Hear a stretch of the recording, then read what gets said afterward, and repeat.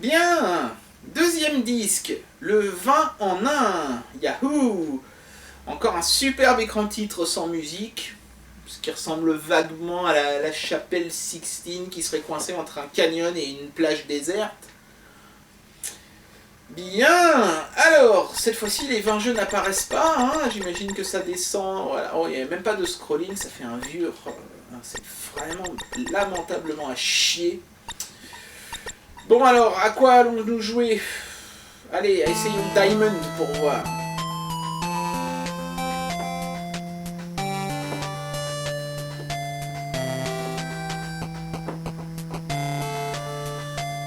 D'accord, bon, bah c'est un arcanoïde.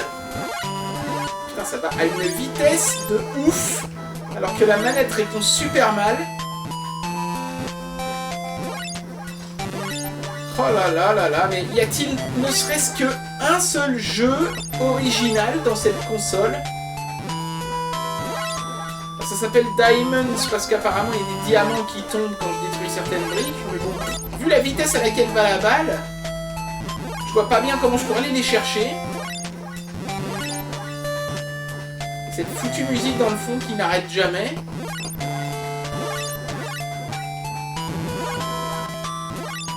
Ok, bon, je vais arrêter là parce que mes oreilles vont commencer à saigner. Ah, tennis. J'espère qu'il y a un bowling. On va commencer par le tennis, hein, on va bien voir après. Sans déconner, hein, j'ai eu une des toutes premières Game Boy. Le jeu de tennis était mieux fait que ça, quoi.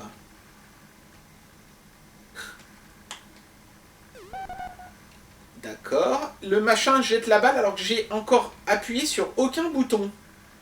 Allez, je touche à rien. Hop! Mais c'est pas possible, c'est impossible de toucher la balle. Elle est aussi lente que si on était sur la Lune. Ah, ouais! Faute, d'accord, super. Je vais bien quand même réussir à en renvoyer une. Oh merde! Allez, cette fois c'est la bonne, vas-y. Mais pourquoi il fait faute? J'appuie vers le bas pour qu'il tire pas trop loin. Je vais reculer mon personnage peut-être. On peut le reculer? Non, bien sûr. Oh, on peut pas le reculer, mais on peut l'emmener à gauche ou à droite une fois que la balle est en l'air. Ça sert à rien, il est obligé de la louper. Connard. Bah, je sais pas, je comprends pas. Je sais pas comment on peut faire pour mettre une balle sur le terrain. Allez, laisse tomber. Oh putain, il y a bien quand même un de ces jeux qui va fonctionner. Alors, essayez un jeu de course, tiens. Extreme Racer. Game A, Game B, map. Allons-y pour le Game A. Pas très explicite. On peut choisir son circuit, mais comme on voit pas le tracé à l'écran, ça sert pas à grand chose. On va prendre le premier. De toute façon, je pense pas que ça change grand chose vu la gueule des graphismes. D'accord, donc en fait, tourner, ça se limite à...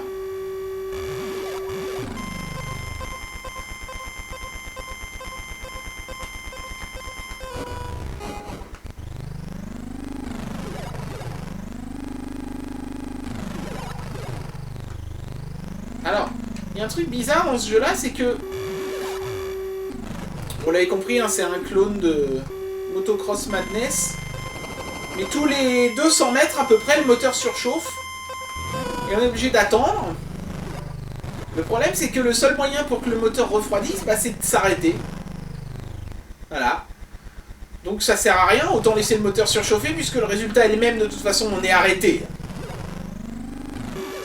Oh, oui, je suis passé alors que je suis tombé dans le trou.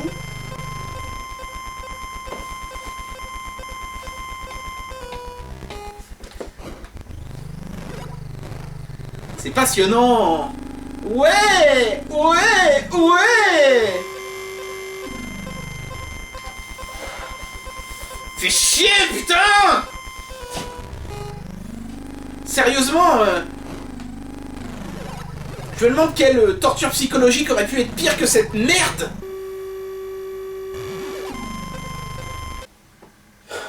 Putain.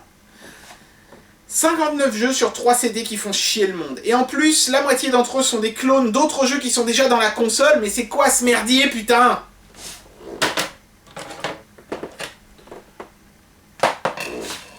Allez, on va essayer le dernier disque.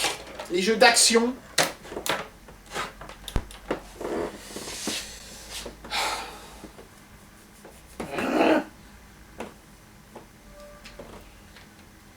Alors là, on a une espèce de ville futuriste, n'est-ce pas? Qui fait un petit peu penser à F0, je sais pas pourquoi. Alors, on a quoi? On a un jeu de tir à l'arc, un jeu qui s'appelle Zéro Gravité, Super Elf. Ah bah tiens, on va essayer celui-là. Super Elf, allons-y.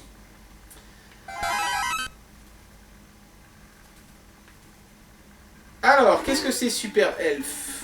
Ouais, ça me fait penser à un vieux jeu sur la NEC Turbo Graphics. Oh putain, c'est pareil, encore une gravité lunaire là-dessus. Oh. Ouais, 1000 points. On peut même pas tirer, on peut juste sauter, donc ça se limite à éviter les ennemis, c'est super passionnant. Oh putain. Ça me fait chier, bordel. Oui. Ah, ça marche plus. Oh, ce serait bien. Ah merde, ça marche encore. Bon. À chercher... Allez, allons-y pour Gold Digger. Un joueur. Curieusement, personne n'a voulu jouer avec moi. On a un personnage qui ressemble furieusement à Kirby.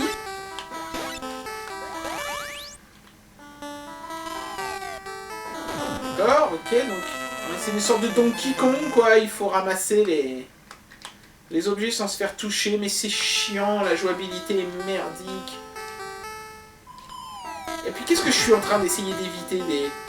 Des Pac-Man albinos et des chaussettes oubliées sous un meuble. Bon, laisse tomber. Ah, il a du mal, le disque 3. Hein. Le 30 en 1.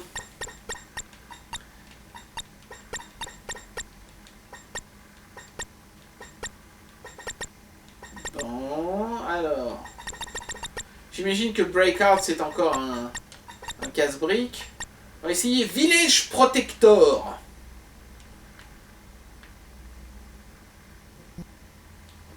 D'accord. Alors Village Protector,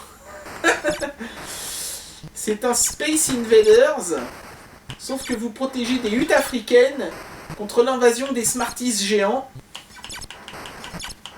Et vous ne pouvez tirer un missile que quand le précédent est disparu de l'écran.